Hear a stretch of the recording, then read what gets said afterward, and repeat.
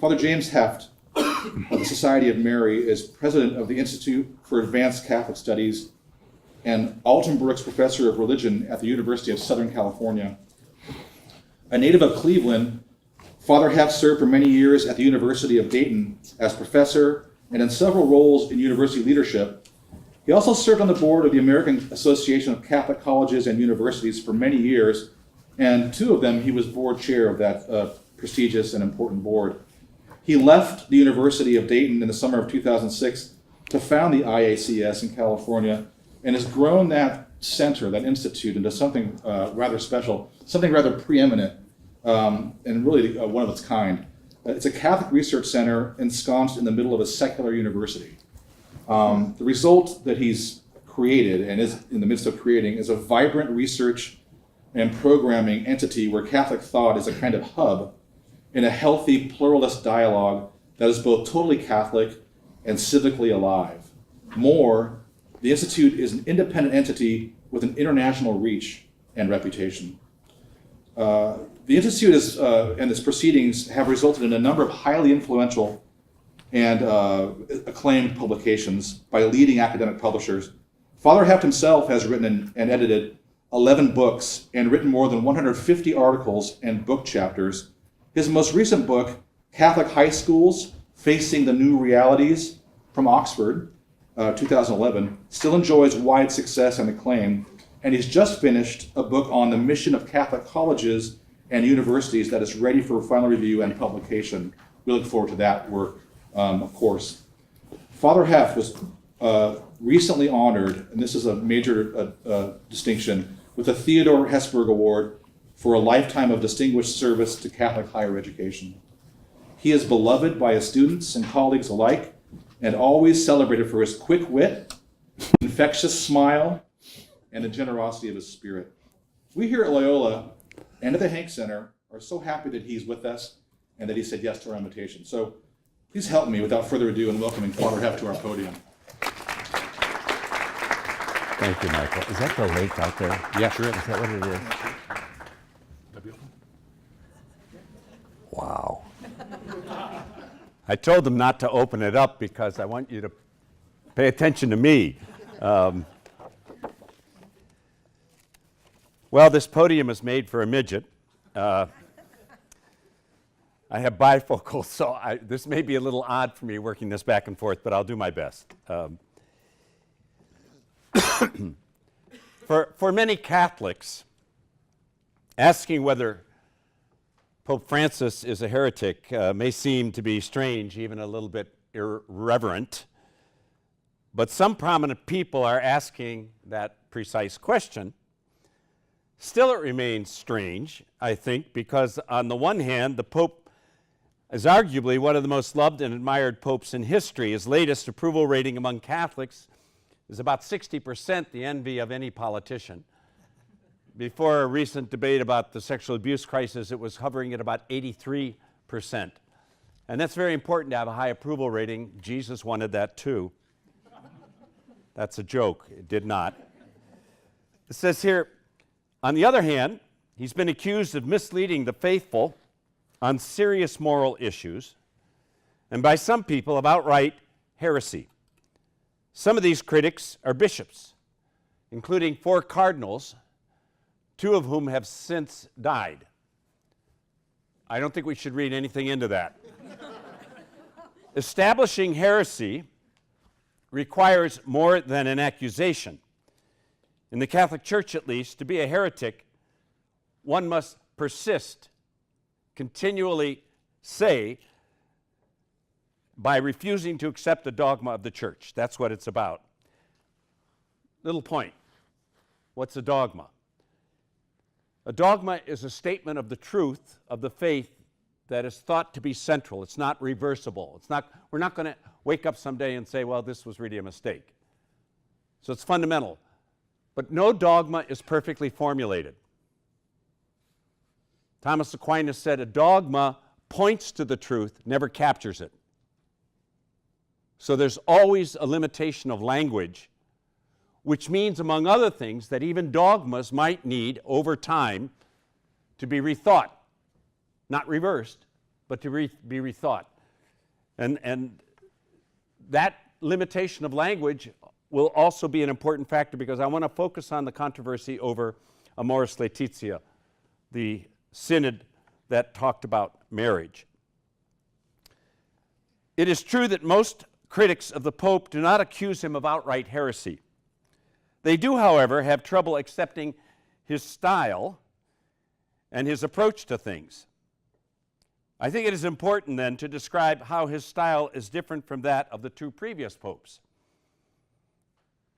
Of course, we also need to look more closely at the accusations, most of which are related to his apostolic exhortation, Amoris Laetitia, which summarizes what the bishops had to say at that synod meeting. After that, I want to try to explain how moral teachings and their applications have actually been understood in the Catholic tradition. So I like to say, I'm not interested in the liberal wing or the conservative wing. I want to talk about how the tradition consistently has tried to understand applying moral principles to actual situations. Finally, I'll offer some reflections that help put this controversy into a larger context. I should admit at the outset that I have a perspective on these things that is not neutral. But as a student of theology and history and tradition of the Church, I hope I can bring some clarity to what is going on by sorting out the issues, the misunderstandings, and the practice of the Church in making moral judgments. Charges of heresy are a big stick, and they are being wielded these days with little regard for their possible destructiveness. Those making these charges feel that the Pope himself is being destructive. The issue, therefore, is serious. So let me say something first about the style of this Pope. First, there's the matter of how he does what he does. St. John Paul II was a social philosopher, and the emeritus Pope Benedict, a distinguished theologian.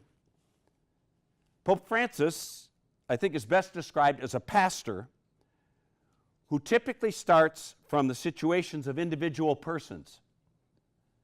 Philosophers and theologians typically emphasize truths that we all hold in common, and do so at a rather general level of principle. Jesus is truly human, truly divine, not schizophrenic. Two natures, one person. That only creates a whole lot of questions. What does it mean to be divine? You can't get an answer to that by looking in the mirror. And what does it really mean to be human without sin? None of us knows that either. And how do you keep the two together without playing one off the other, and so on? You see what I mean? A dogma affirms a truth that doesn't explain it. It's an important way to understand a certain limitation. Martin Schlag, the Austrian Opus Dei priest who recently participated in one of our Institute's research projects on the economy, believes that Pope Francis uses a pastoral hermeneutics. Hermeneutics, a way to interpret, a pastoral hermeneutics, meaning that he tries to explain the church teachings not as a philosopher or as a theologian, but as a pastor, one who is especially concerned about the poor. As a consequence, Pope Francis delves into specific questions more than his predecessors did. For example, when Pope Benedict wrote about the economy, and he wrote some radical things about the economy. If you read his Caritas in Veritate, in 5 different places in that encyclical, Pope Benedict, the conservative, called for the redistribution of wealth. That's something not even Nancy Pelosi would do. It's a radical kind of take. It says here, on the other hand, Pope Francis talks about the people of God, the ordinary believers, and the political and economic oppression they suffer. While Pope Benedict carefully avoided saying anything specific, Pope Francis doesn't hesitate to speak about the situation of individual people. Without denying the doctrine, Pope Francis starts from the particular of the individual. It should not be concluded, however, that the two previous popes, starting from above, did not care about individual people in difficult situations. It's a matter of emphasis, not either or. That said, the doctrine of the indissolubility of marriage, which plays a key role in the controversy I really want to talk about, has ramifications for faithful Catholics who often, through no fault of their own, are left facing a future of choosing between a new marriage or the Eucharist. Besides approaching complex moral issues as a pastor, a second factor is very much in play in this controversy. It is about how authority should function in the church. I think it would be fair to say that Pope Francis has been trying to decentralize authority without losing a center of authority. If you lose a center of authority, you will replicate many Protestant churches. And if you don't have a center of authority, it's hard to be able to try to effect the unity that should be a part of the church. If there's a difference of opinion, people split. I hired a wonderful Protestant scholar. He later became a Catholic at the University of Dayton, who was a historian of American religion. And he was teaching his first class on the history of American Protestantism. And he was explaining to the students, the majority of whom were Catholic, about this disagreement in the 19th century in this one church. And a group of the people just left and founded their own church. And one of the students put up her hand and said, "Who told them they could do that?" He said, "I knew I was in a Catholic university."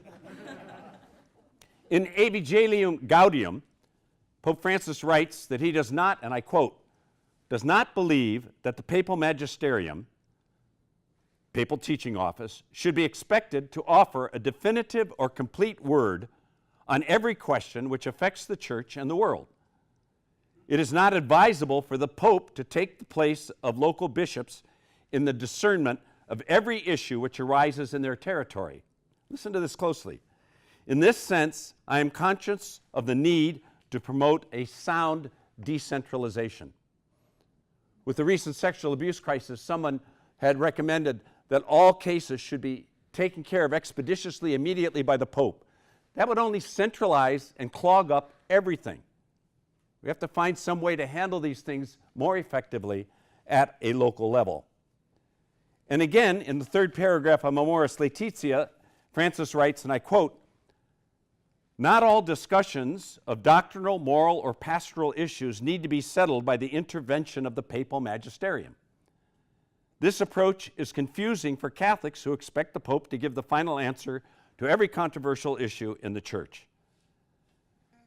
Also, this Pope favors honest and open debate about issues and has encouraged the bishops attending synods in Rome to express their opinions and differences in bold but respectful ways. Those differences were widely reported in the media. Admittedly, this approach can also cause confusion when, for example, one bishop interprets Amoris Laetitia in a way that requires Catholics in a secular, irregular marriage to live as brother and sister if they are to receive communion, while a bishop in the neighboring diocese thinks that there may be grounds in a specific case discerned carefully with the local pastor to readmit these people to communion. Such differences of interpretation scandalize those who believe that a law, taken literally, should be applied in the same way to every concrete situation. I might mention the business about controversy and differences of opinion and so on. One of my all-time favorite theologians, Yves Congar, was very involved in Vatican II, a Dominican theologian, historian, and he was involved in crafting of several of the major documents. So if you know how it worked, there were 4 meetings in the fall of the year, 10 weeks each fall, and then the rest of the year committees worked on texts and so on and so forth to prepare for the next. He kept a diary. It's called My Journal of the Council. At the end of the council, it's in English translation, over 900 pages. At the end of the council, he gave it to the Master General of the Dominicans, his order, and said, 10 years after I die, open this up, read it, and if you think it should be published, publish it, and if you don't, burn it. Well, of course they published it. And if you want to know the battles that went on, the chicanery, a text that was thought to be agreed upon, and then a certain group would change the wording and try to sneak it through. welcome to the church. The more we see how sausage is made, the more we'll be a little bit more understanding of the humanity of the church and not expect that somehow the ordained are saintly. That's not a big temptation these days, by the way, but for a lot of people it has been. The Vatican Secretary of State, Cardinal Pietro Parolin, referred, this is in the National Catholic Reporter, my conservative friends refer to it as the National Catholic Distorter. It says, to Francis's approach, he refers to it as a paradigm shift. A paradigm shift. I don't think that was a very felicitous phrase, and let me explain why. Illustrating it with the example of an inverted triangle. Rather than teachings descending upon the rest of the church from the papacy, he thinks Francis begins from the bottom of the triangle, where the ordinary faithful live, and then helps them through a process of accompaniment to live the doctrine as best as they can given the circumstances. Francis' critics thinks that when he starts from the bottom, he never gets to the top. For them, he ends up denying, in this particular case, the indissolubility of marriage. The idea of the paradigm shift should be clarified, I think. The great historian of Christian doctrine, the late Jaroslav Pelikan, described the development of doctrine, and I quote, not as a standing broad jump, which begins at the line of where we are now. It is a running broad jump through where we have been to where we go next. In other words, what was understood before is now included, and according to Cardinal Walter Casper, in a larger and ampler understanding of things. That's the understanding of development. Understood in this way, a paradigm shift is not a rejection of previous teaching, but a development of it. Third and finally, the political context of the United States also helps explain why some Catholics are critical of this Pope. The Republican and Democratic parties are polarized on many issues. When Obama was president, many of the bishops persistently and loudly condemned abortion and campaigned for religious freedom, feeling it was under dire threat. They presumed the strong support of St. John Paul II and Pope Benedict, both widely perceived, in the United States at least, as conservative popes. Many of these bishops did not support the Affordable Care Act that President Obama signed into law, nor did they speak very often about the needs of the poor, the protection of the environment, or economic inequality. By the end of Pope Francis's first year, it was clear that some of his priorities were not the same as those of his two predecessors. Depending on the viewpoints of individual Catholics, that difference in emphasis stunned or refreshed many in the United States. Francis stated, as I'm sure some of you recall, that abortion was not the only important issue. He did not say it wasn't an important issue. He said it's not the only important issue, and stressed that the rights of immigrants, refugees, and those who lived in poverty, especially those hidden away in the peripheries of the world, were also important. These issues were an integral part of the Catholic vision of the moral life. He did not hesitate to address the issues of the environment and climate change, again, politically charged issues in the United States. He criticized unfettered capitalism and the weapons industry. The United States produces and sells more weapons than any country in the world. Those Catholics who were very much at home with the previous two popes believed that opposing abortion and gay marriage should be the top priorities for the Catholic Church in the United States. The shift in emphasis by Francis made these Catholics feel as though the rug had been pulled out from beneath them. Defenders of Pope Francis argue that he has simply taken a more comprehensive approach rooted squarely in Catholicism, still condemning abortion and gay marriage, while at the same time affirming the rights of immigrants, the poor, and criticizing an economy that excludes and kills. Part of the difficulty, then, is that in the United States, as in probably many countries, the political views of some Catholics influence their understanding of Catholicism more than their Catholicism influences their political views. Let's take a look at the accusations against him. Having looked at some of the issues related to the style of Pope Francis, we now consider what is at the heart of the continuing debate of whether remarried Catholics without an annulment can be readmitted to the Eucharist. I might want to mention one thing. I got into this debate at another university about style. There are a number of people that like to make a sharp distinction between style and substance. So they'll say that Francis and Benedict, certainly the same style, they're both Catholics for Pete's sake. You know, they're both going to affirm the creed and the sacraments, and nobody's asking for any of those to be changed. So it's only style. I'd be careful about that. When you study history, you'll see that a difference in style sometimes leads to a change in doctrine. I'll give you one example. Pope John, the 23rd, before he became Pope, and particularly when he was the Apostolic Nuncio in Paris, had an open table all the time. He invited people. He loved people come to dinner. And he developed a friendship with a Jew by the name of Isaac, Jules Isaac. And they had dinner every month. It's also true of Francis, by the way, of a very close friend who's a rabbi in Argentina. And this historian, and John was also a historian, they talked and they talked and they talked.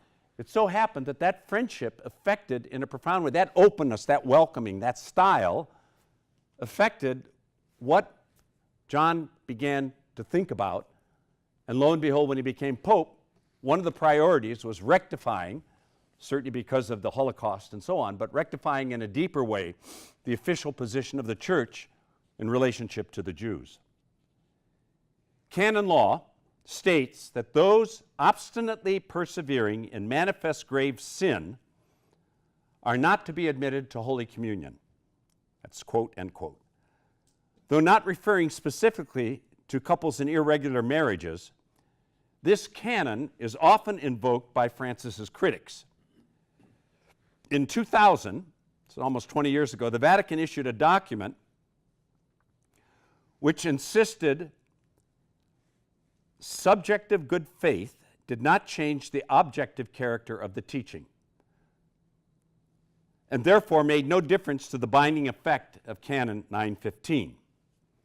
But in Amoris Laetitia, Pope Francis has taken a different approach. He stated, and I quote, "Because of forms of conditioning and mitigating factors, it is possible that in an objective situation of sin, which may not be subjectively culpable or fully such, a person can be living in God's grace, can love, and can also grow in the life of grace and charity while receiving the Church's help to this end."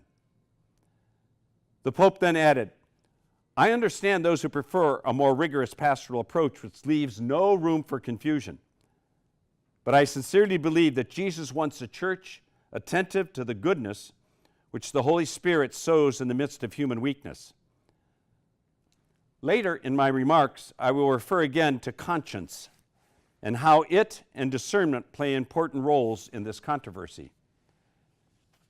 In 2016, the most prominent critic of Pope Francis, the American Cardinal Raymond Burke, and he remains so, joined by 3 other cardinals, submitted to Pope Francis a private document, a dubia, which contained 5 questions about the Pope's teaching on communion for remarried Catholics.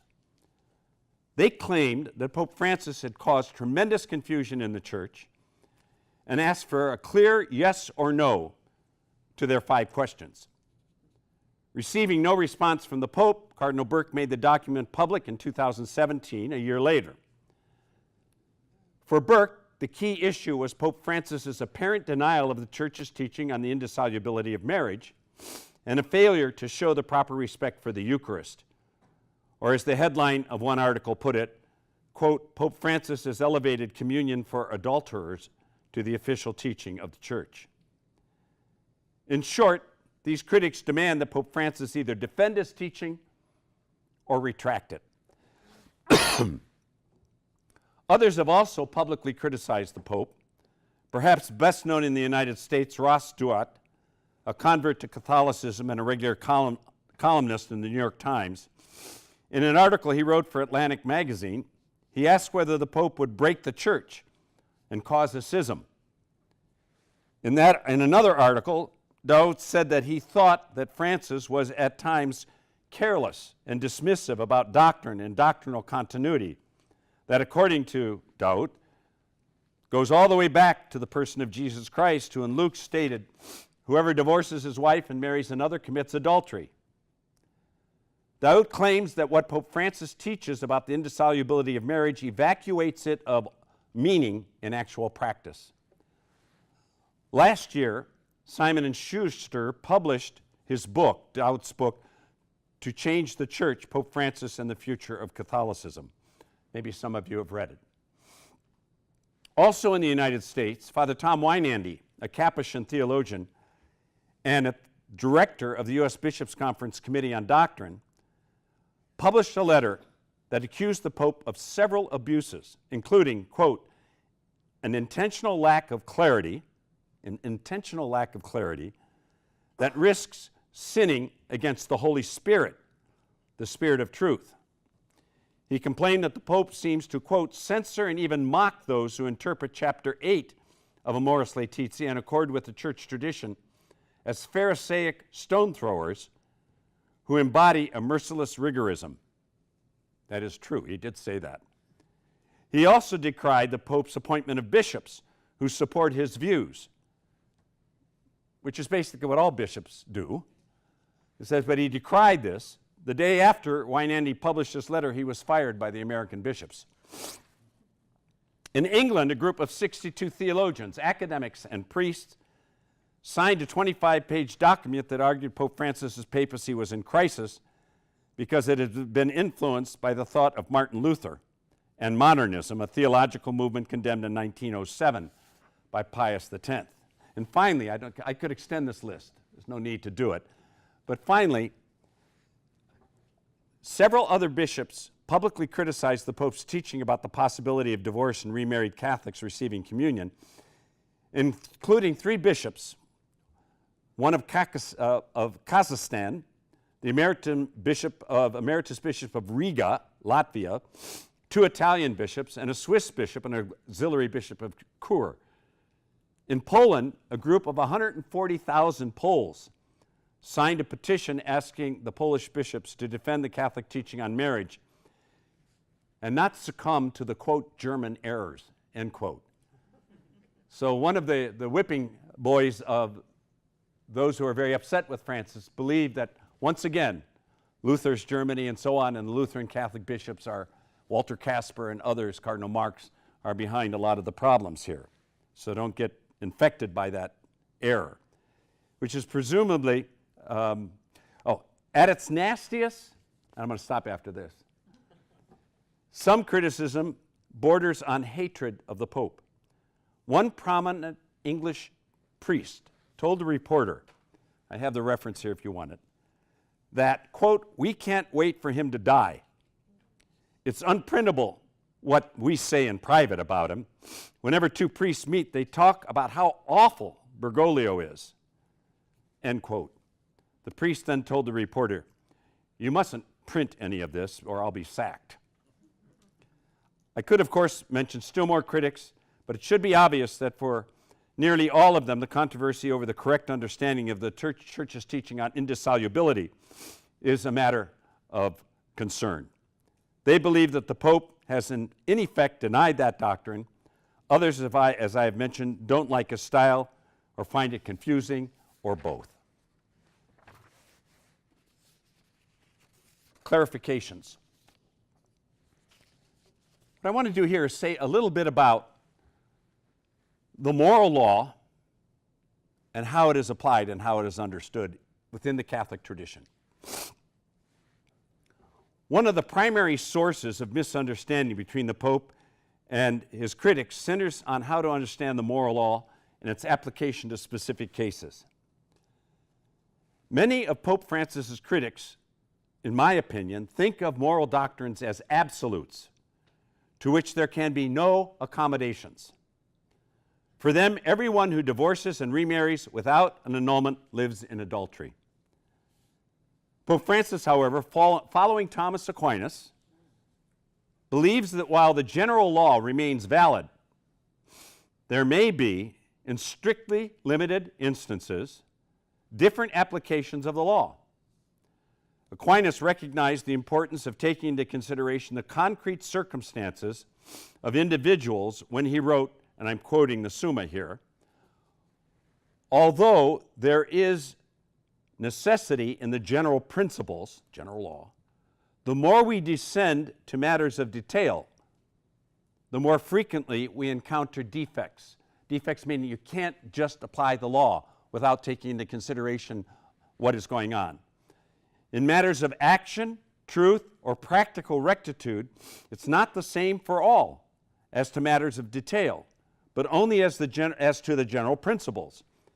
And where there is the same rectitude in matters of detail, it is not equally known to all. The principle will be found to fail according as we descend further into detail. So I think the basic idea is you have a general principle, it's valid, you keep it as a norm, but then you try to figure out how does this apply. Discerning the details is not just a cognitive exercise. This is important. It requires experience on the ground. As moral theologian James Keenan points out, to apply the law justly requires both a knowledge of the law and an examination of circumstances that an individual lives in. This knowledge of individual lives, what might be called the existential context, is learned by riding on the bus, kissing the feet of young people in prison, visiting refugees, and being in the midst of people's actual struggles. Francis calls bishops and priests to be in the midst of their flock, to know the smell of their sheep. Pastors who do so rarely idealize the moral life, including marriage. I am a sinner, Pope Francis said when a reporter asked him who he was. There is no perfect family or marriage. Francis's defenders not only point to what Thomas Aquinas wrote about moral principles as they descend into matters of detail, they also explain how Pope Francis is not creating a rupture or a revolution in church teaching. Cardinal Christoph Schönborn, a Dominican theologian and the leader of the Archdiocese of Vienna, a student and longtime confidant of Benedict XVI, and the general editor of the Catechism of the Catholic Church. You couldn't get a better set of credentials in terms of being solidly rooted. Reminds critics of Pope Francis that St. John Paul II wrote in his document, Family in the Modern World, that pastors, and I'm quoting, the pastors must know that for the sake of truth, they are obliged to exercise careful discernment of situations. Schönborn believes that JP2 saw a difference between those who had tried sincerely to salvage their first marriage and were abandoned unjustly, and those who had destroyed a canonically valid marriage through their grave fault. Schönborn continues explaining that JP2 had in mind that people who, quote, have entered a second marital union for the sake of bringing up their children, and who sometimes are subjectively certain in their consciences that the first marriage, now irreparably destroyed, was never valid, have a reason for readmission to the Eucharist. Schönborn recalls asking Cardinal Ratzinger in 1994, then the head of the Congregation for the Doctrine of the Faith and later the Pope, whether the old practice that existed before the Second Vatican Council was still valid. That practice of the internal forum. Any of you ever hear of that? The internal forum. Okay, a number of you need to hear of it. So here, it says, the internal forum through which, after careful discernment with one's confessor, permission to receive the sacraments for those in an irregular marriage might be granted, provided that no scandal was given. Schönborn recalls Ratzinger's response, quote, there is no general norm that can cover all particular cases. The general norm is very clear, and it is equally clear that it cannot cover all cases exhaustively, end quote. Consequently, in Schönborn's view, we cannot automatically speak of a situation of mortal sin in the case of a second marriage. A person applies for an annulment, doesn't get an annulment. Is the process of annulment infallible? No, it's not. It's even different in different dioceses. So to use that as an absolute norm, I mean, I recommend it. I think it's a good thing to try to help sort it out. But I think circumstances are really very important. That sounds like relativism to someone who thinks there should be an absolute norm that can be applied exactly the same way in all situations. I'm aware that in the New Testament there are clear statements of moral principles, such as condemning those who destroy one marriage and enter another. I have already cited Schönborn's explanation of the discernment that is needed for the proper application of moral principle. Another cardinal, Francesco Coccopalmiero, the president of the Pontifical Council for Legislative Texts, also spoke about the importance of a less rigid understanding of these issues than that proposed by many of Francis's critics. He spoke about Catholics who are in irregular marriages, who want to change, who are unable to do so for serious reasons. In an interview, he said, here's the example he gives. Think of a woman who lives with a married man. She has 3 little children. She has already been with this man for 10 years. Now the children think of her as a mother. He, the partner, is very much anchored to this woman as a lover and as a woman. If this woman were to say, I am leaving this mistaken union because I want to correct my life, but if I did this, I would harm the children and the partner, then she might say, I would like to, but I cannot. On the ground, such details can make one rethink how those moral principles should be applied. In such a situation, the cardinal believes that a person should be given absolution and communion because, he says, 2 things are clear. First, the person is already detached from evil, and second, the person can't materially change her situation at that time. These cardinals and Pope Francis are concerned about caring for people in these difficult situations. Accordingly, they teach that under strict conditions, it is possible for some people in irregular second marriages to receive communion. According to the Catholic tradition, moral theology stands on 2 feet: the general principle and the prudential application of that principle to specific cases. That's prudence.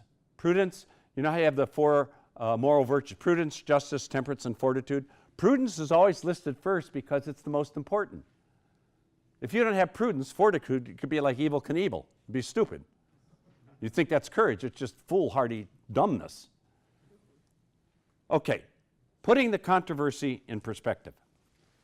It would be helpful at this point to put this controversy into a larger historical context. History helps people avoid absolutizing the present. On the one hand, for Catholics, dogmatic beliefs are forever. For example, the Creed, the sacraments.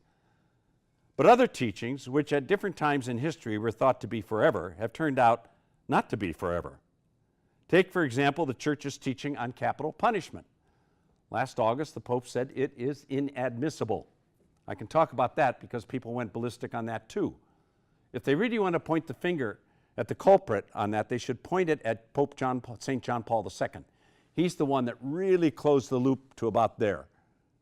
And then Pope Francis finished it. It says here, if you visit the Criminology Museum in Rome, next time you go visit it, you will find a guillotine, which in 1816 was given as a gift by the French to the Papal States. That instrument of death decapitated by papal decrees scores of convicted criminals. Before that, executioners in the Papal States used either the noose or the axe. The Vatican used the guillotine right up to July of 1870. It stopped when the Italian revolutionaries stripped the papacy of its states, the Papal States, and the power to impose capital punishment. Don't take my word for it. Go to the museum. Until recently, the Church opposed the death penalty, except in very rare cases when a society's safety is at risk. And just last August, Pope Francis declared capital punishment to be inadmissible, without any exceptions.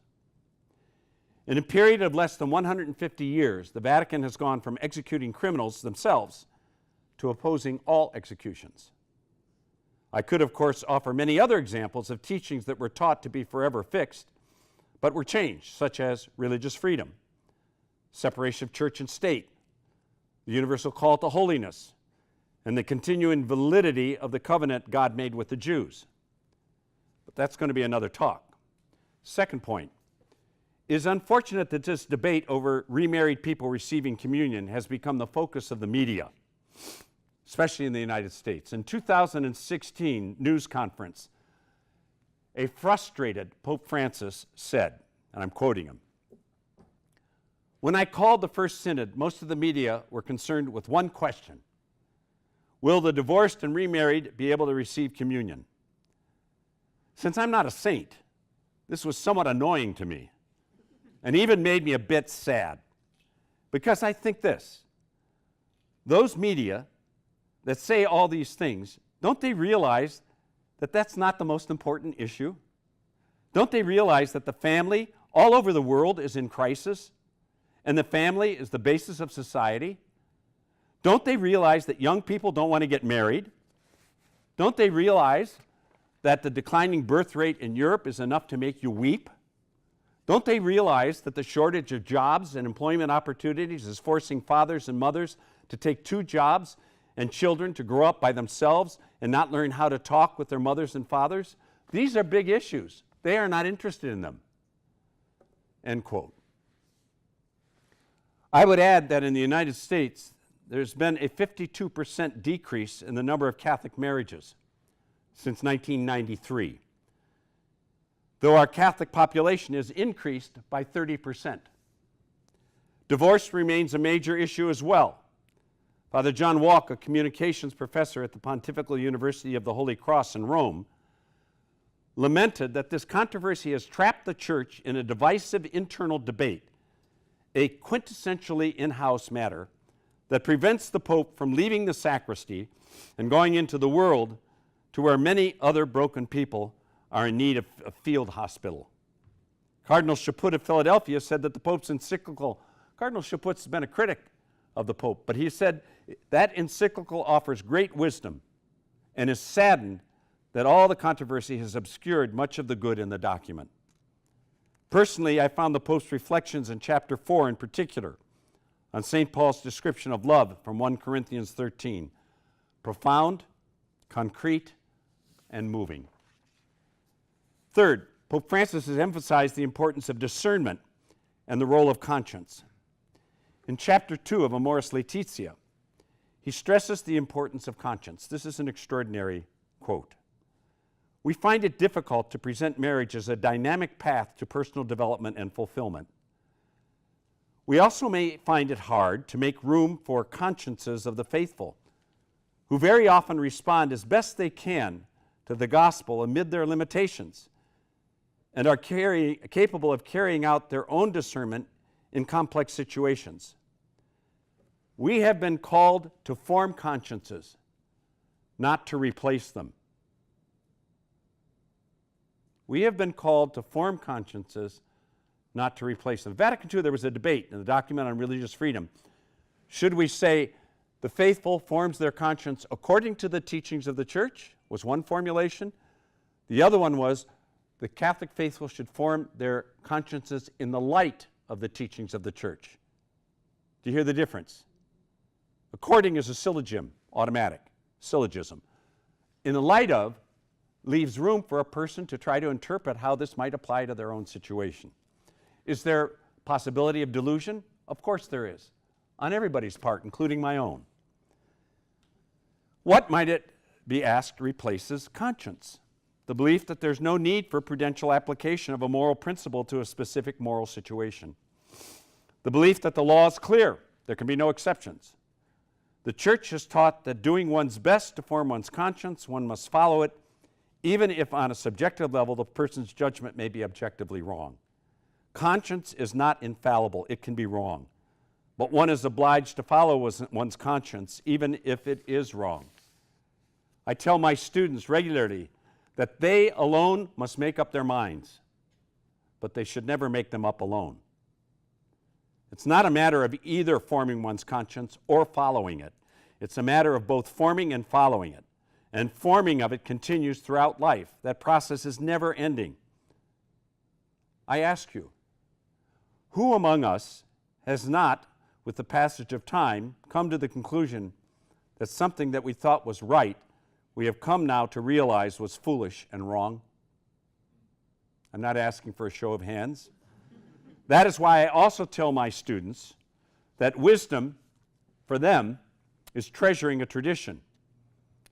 And openness to change is wisdom for elderly people. Finally, cable television and social media have oversimplified many issues and sensationalized them in the process. At the end of a lecture I gave many years ago in Cleveland, a former student of mine went on to Cornell Law, very, very bright guy. I don't even remember what the lecture was about. But at the end of it, he put up his hand. I knew it would be a good question, but he put up his hand and he said, "How do you keep hope given the state of the church?" I said to him, "How do you know the state of the church?" Oh, it was not the state. How do you keep hope given the given the state of the world is what he said, given the state of the world. I said, "How do you know the state of the world?" He said, "Well, you know, CNN and media, and you watch all that stuff." I said, "Why would you ever assume that tells you what the state of the world is?" The media reports crises, controversies, conflicts, scandals, fires, burn, mudslides, all that kind of stuff. Possible earthquake. Politicians know that if you want to get traction for an issue, you securitize it. You try to make people believe that if you don't do this, there's going to be a catastrophe. It's the politics of fear. It goes on in lots of places. What we need to do is put controversies in a context and realize the amount of good that we do see day in and day out. That makes a difference. Let me conclude. Is then Pope Francis a heretic? By now you should realize, in my judgment, no. But I understand why some people could think he is. He represents a clear shift in style from the previous two popes. The relative emphasis he gives to issues is also different, but not opposed to the emphases of his two predecessors. There is a continuity in the midst of change. Emeritus Pope Benedict commented on a recently published set of 11 books about Pope Francis, writing that they reasonably demonstrate that Pope Francis is a man of profound philosophical and theological formation and are helpful to see the interior continuity between the two pontificates, even with all the differences in style and temperament, end quote. Very interesting statement from, they always wonder, what are you going to do with a Pope Emeritus, you know? Do you keep him hiding, or how do you do? Well, he's said a few things at different times. It's been a very interesting thing to watch. What happens if we have 3 now, or 2 more? So who knows? I hope that because of my presentation this evening, you will appreciate more the challenges the Pope has in shifting from primarily a rule-based understanding of morality to one that gives equal attention to the actual concrete situations people live in. What Francis is about is not an either-or, but rather an appropriately Catholic both-and. Both moral principles and the prudential application of them. The moral principle is clear. The prudent application of that principle to specific cases requires time, prudence, and it may not always be the same. Thank you.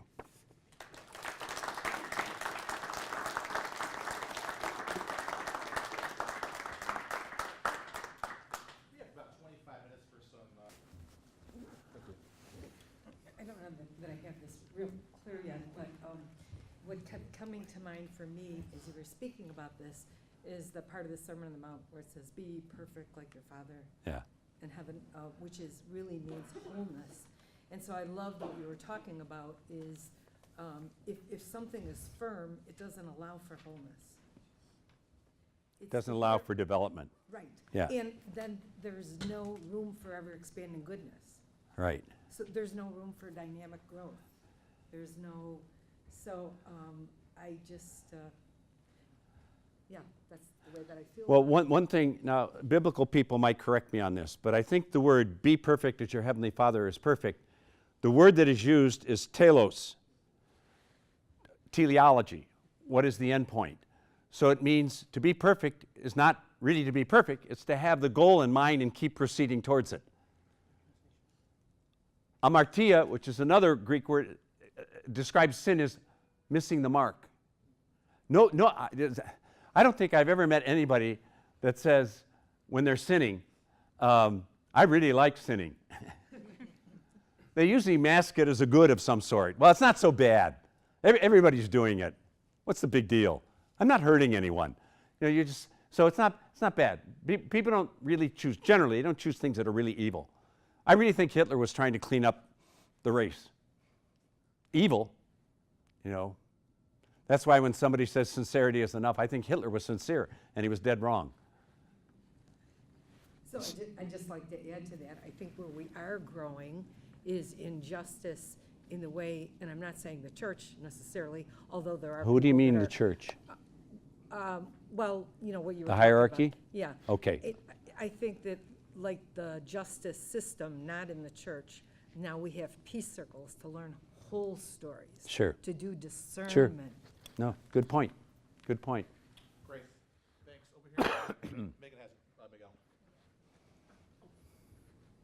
So Jim, I pretty much agree with everything you stated. I just want to take it down a different path because there are a number of us who come from the Latin American tradition that believe that there are other reasons for this opposition. After all, this is the first Jesuit pope and the first Latin American obviously outside, the first papacy outside of Europe.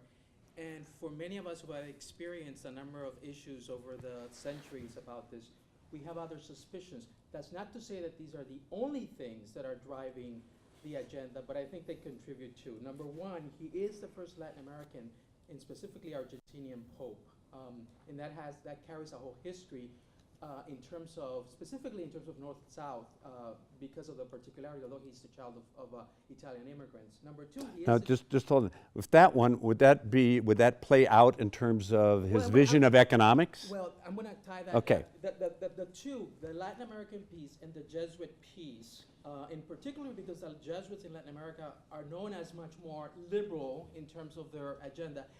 Those two, he has a very specific connection as an Argentinian to the Latin American version of the preferential option for the poor in Latin American liberation theology, which gets expressed in Argentina as la teología del pueblo. This very much, there have been several studies that have been done on this and how this is reflected on his message.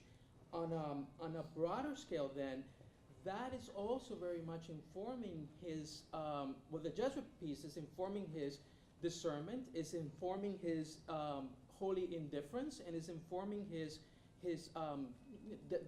immersion of the Jesuits in Latin America and the history of that, but also intellectually, which is largely ignored, the fact that many of the Jesuits, including Ignacio Ellacuría, have a philosophy is just not a following of the classic substance metaphysics philosophy, Ellacuría, Zubiri, so a very different, a very different perspective. That then I think translates concretely from his very first apostolic exhortation, which you cited, on this notion that you have to begin with the person, his or her concrete experiences, conditions, and anxieties, Right. and only then do you then move on to this second level. Okay. It's very much reflective of the seeing, judging, acting, which is very much Sure. part of the Latin American liberation tradition. Sure. It's profoundly philosophical, it's profoundly theological. It's just not the same as the European tradition that has guided the church, especially under Pope Benedict, with European secularism. This is a Sure. very different context. Sure. Yeah, and all good points. I agree with you entirely. And the only caution I would give, I think it's precisely for those reasons that people dismiss him. Absolutely. And it's the same thing why they dismissed John Paul II, because he came from communist country, he was Polish, and he had absolute bias against liberation theology, and it was all because of his background. Revolution was such a terrible thing with the communists, that's why he couldn't even stand it. So the difficulty, the danger would be any of us reducing a person to their particular habitat where they started from without also connecting them, as you did, to the larger things. So good points, absolutely. Thank you. Over here, Father Heft. Thank you for your talk.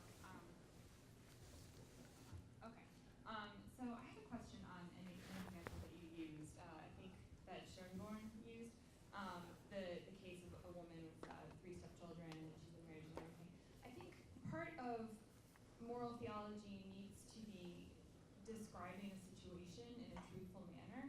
And so I'm wondering about this description of that particular situation as someone who, gosh, would really like to live by the teaching and leave her family, but she just can't. You know, is that an accurate description of that situation? Is that the best way to look? Is the way I read the description accurate?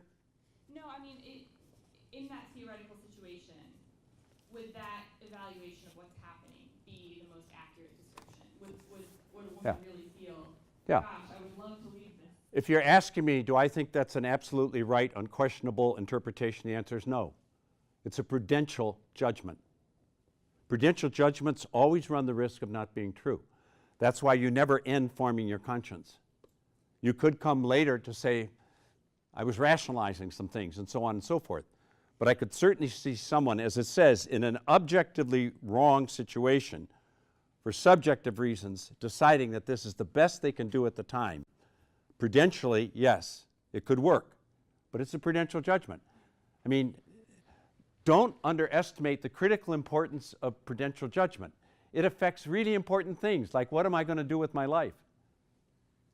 Whom am I going to marry? Do you ever get to a point where I know absolutely whom I should have married? Or is it like, God, I wish I would have waited 5 years later, I found someone much better. These are areas where prudential reality takes time. So it could be, it might not be. I know someone who wants to live by the principle would walk out right away and say, I'm not going to stay in this situation, it's immoral. Then you have the question of the kids. How's that going to work? Well, that'll give them a good example. Well, is it clear or is it gray? And how do you handle it? Do you have a follow-up to that? No. Is there another question on that side of it? Yes, there is.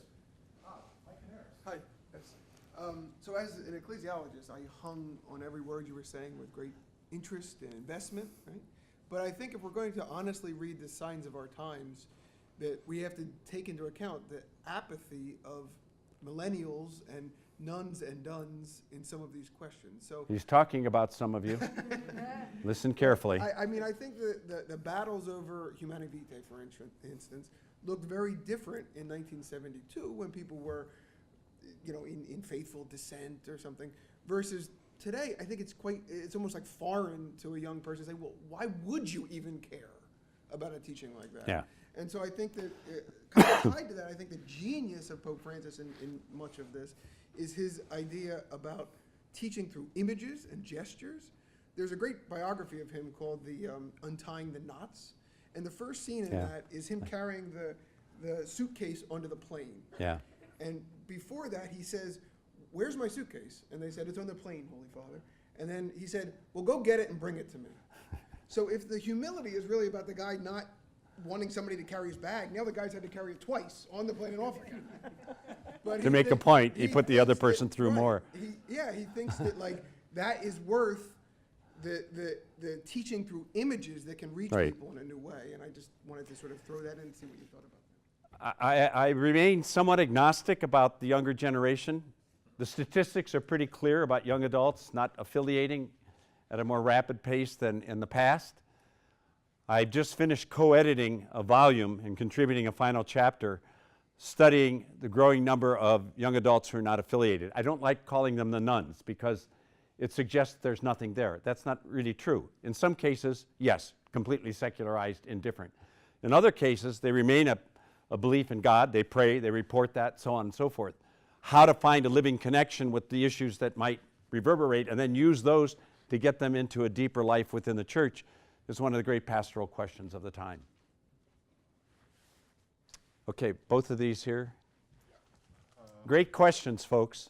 I'm running out of ideas. So my question goes back to the section where you were talking about style and decentralization. And you mentioned Pope Francis being decentralized on abuse. But doesn't Francis have an obligation to use his authority as Supreme Pontiff to discipline bishops and priests who are abusers or who have covered up? And that being the case, why is it that it appears that he does exactly the opposite with many of his personal friends? For instance, Bishop Zanchetta from Argentina, Cardinal Barberin, we just learned about this week, he did not even accept his resignation. His personal friend Gustavo Vera, who is a leading pimp, really, in Argentina. Not to mention, from his past in Argentina, Father Grassi. In that whole case, he basically went out of his way to influence the jurors and to persecute these survivors. So if Francis is trying to wake us up to a church that, or wake the church up to the reality of suffering in the world and treating the suffering, why is it that he appears that he has no regard for survivors whatsoever? It seems to me like you've answered your question, that he doesn't have that. I'm not sure you're right. I hope you're wrong. I hope I am too. Yeah. When the American bishops last November, at the last moment, got that intervention, it was totally ham-fisted on the part of the Vatican to do that. They claimed they didn't have enough time to review. I think it was a great mistake. I thought what the bishops were about to do was a good thing. I think they will do it. And I think that there's a way in which this is going to continue to be a ripple effect. We're in a global reality. If you've ever lived in other parts of the world, as I have in India and Africa, you begin to realize how totally different the sensibility is on this issue. There are any number of bishops who never even met a victim, never even sat down and listened to one, which I have heard from any number of those of you who know more than I do. That's a real turning point for them. So I don't know enough to know what really is going on in the Pope's mind on these things. The way you described them, there are some of the you described I didn't even know about, would suggest that he's not really acting swiftly and with the clarity that he should. I'm going to wait and see. I don't know. It's more than inaction. It's the opposite. Yeah, I mean, I hear this as a very severe criticism. I also hope that people balance it with other things that he has done. I can go back through I've seen a lot more popes than you have, you know, and every one of them I can end up from my little stool saying yes, no. So let's give it a little. This is just non-negotiable for me. Oh, I understand. I hear you. You had your shot. Over here is one.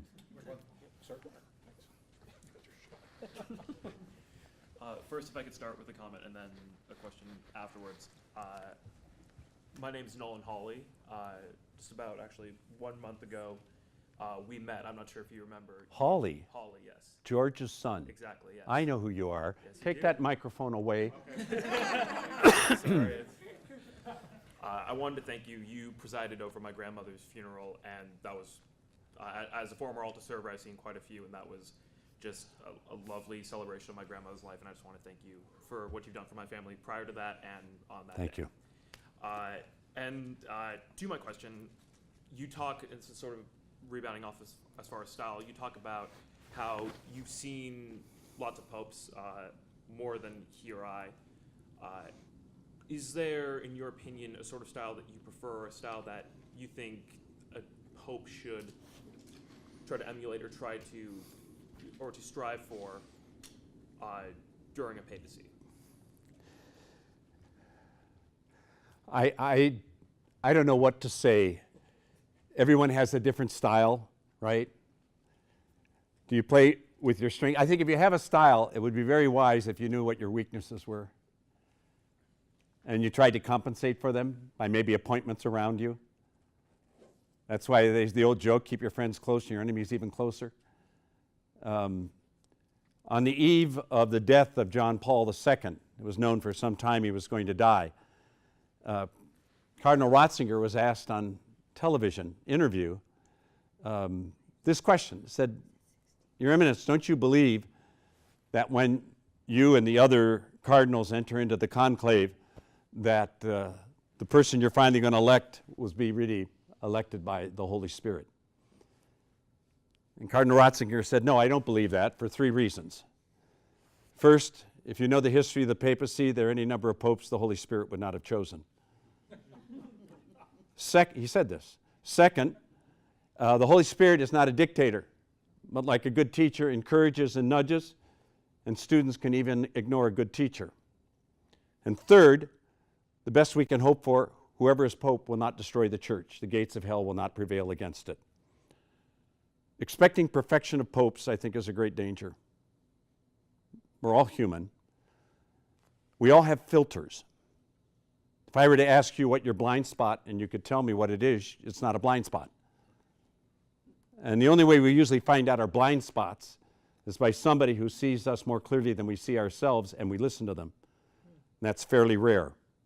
That's fairly rare. To be able to say, well, you're too severe, or you tend not to notice this. And the more there's clericalism in the church, the less likely that statement is going to be made to someone who's ordained. So there are a number of problems here. And my own sense is whoever has the job had better try to get the best advice they can. Bring people. I tried when I was a university administrator to make sure I always had a couple people in a committee that I knew thought differently than I did, and were very, not weak, but were powerful in their expression. So I don't know what to say about what I think would be the best style for a particular pope. Fidelity, faith, hope, and charity, honesty, love. That side of the room, we have time for maybe two more. I always encourage at this point our students to maybe, if you had a little fear about doing this, there's nothing to be afraid of. So any question, you'd be welcome. Especially now that they've been accused of being apathetic, I would think. I didn't hear what you said. I said especially being as they've been accused of being apathetic. I think Yeah. Maybe you can build this. There was an article in LaCroix today about with Cardinal Barbaron situation and Pope Francis not taking his resignation, that there was several narratives going on that the Pope did not want to participate in a tyranny of immediacy was the language, a tyranny of immediacy. So he wanted to let civil authority run its process Before making a judgment. before making a judgment. That's And- different than what I thought you were saying. But they And did that also, convict him, found him guilty. so they did run their But process. he has appeal. Sure, sure. it's So part of the would you process. think it would be good to wait till the appeal? I don't think he should be an active ministry if he's been convicted for this. And in freedom, he's not an active ministry. So I think he has been suspended, I just don't think he is excommunicated. it's a rough conversation given the climate because of so much guilt. Yeah. Right, we know that. So, but just some clarity on that one. On that side of the room, please. Yeah, right there. Thank you.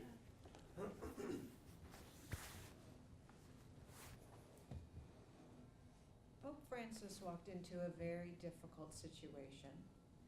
And like you said, his style is very unique and different than what many have experienced, but he's very attractive and appealing to those of us who may not appreciate the hierarchy of the church.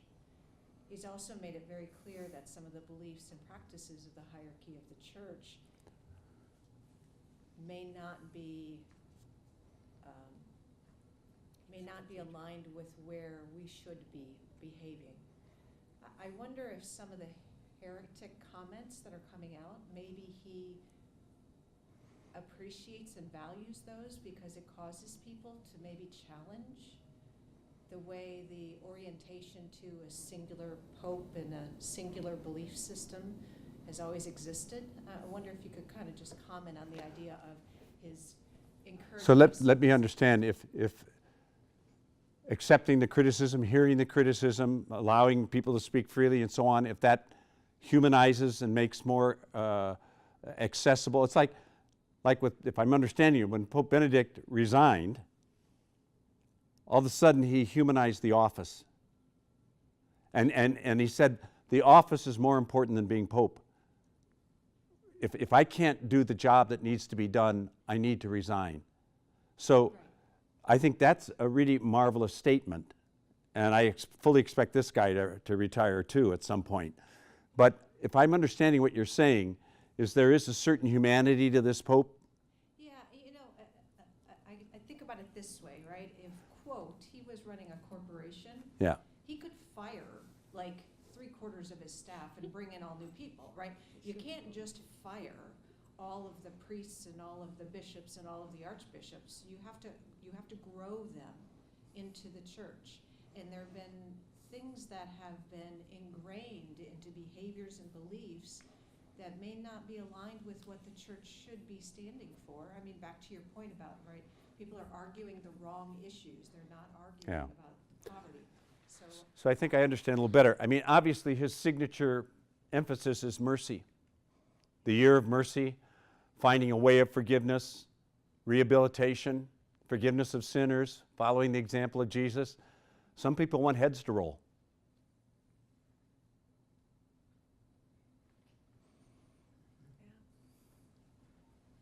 I think one more, and then we can, that hand came up in time, sir. We'll allow two more. So we'll start with you, sir, over there, and then we'll close with you, sir.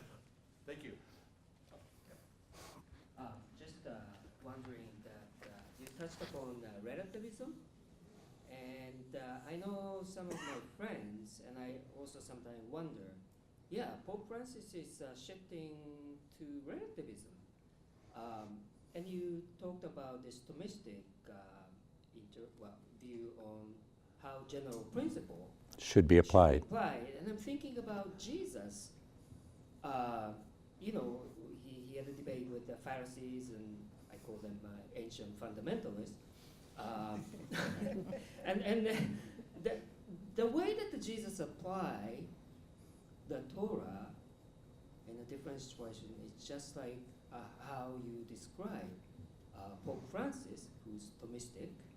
By the way, John Paul II is Thomistic too, Right. although different application, like you said.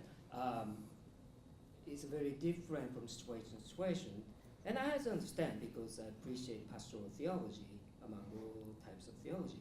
But I think there's also inevitable risk of slipping into relativism, or at least becoming relativistic. Yeah. So how, especially those who are in the pastoral, you know, where that rubber meets the ground, and then bringing this theological doctrine. It's not at all easy, because if your mindset is this is an absolute and there's only one way to apply it, any deviation is relativism. So you can't win that. For me personally, and I didn't go into this, I could have extended it a lot. One of the most important things for me is the study of history and development. And you see how things evolve, how some things that have been taught at a certain time came to be seen as wrong. I mean, I don't know how many of you know, but on the eve of the Civil War in the United States, not a single Catholic bishop publicly opposed slavery. You know? Now, I can give you explanations why, historical, contextual. I mean, Catholics were a minority. They were being bashed all over the place. They had just suffered through the French Revolution. The idea of a revolution, a total population being freed and so on, was very frightening. I can give you a lot of explanations. Excuses? No. But I think we really have to take into consideration the actual situation people live in. And sure, it'll appear like relativism to some people. For others, it'll feel like a total straitjacket. So how to find it? I mean, read the New Testament. Jesus forgave the woman caught in the act of adultery. Wherever the man was, I don't know, but they caught her in the very act. And then instead of stoning her, he says, go and sin no more. That was it. I think there'd be rigorous that would say, boom.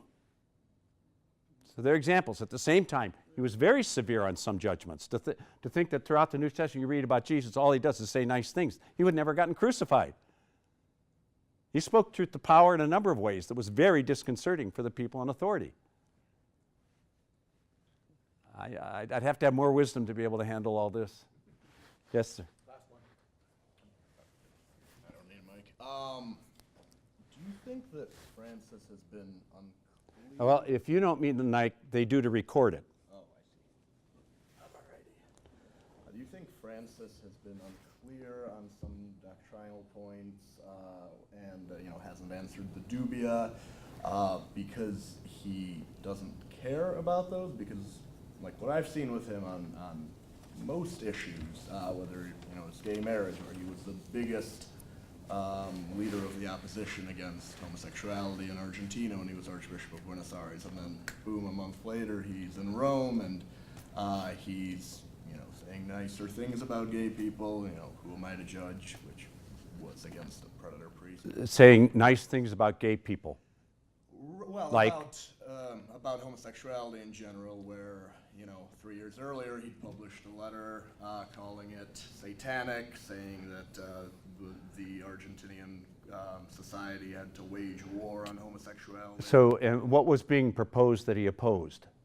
I mean, I want to get context. If you're going to say that, Yeah, sure. I mean, I know that he's opposed homosexual marriage, boom, clear. Yeah. At the same time, we've got a catechism that says, No, yeah. right, but so we should say not just nice things, we should respect and love gay people. Right, which was not So- the case when he was Archbishop of Buenos Aires, when he made... Well, it depends on what he was opposing. I don't know what he was saying. Maybe there was somebody that was doing all kinds of sexual abuse and promoting a kind of gay lifestyle, and to oppose that.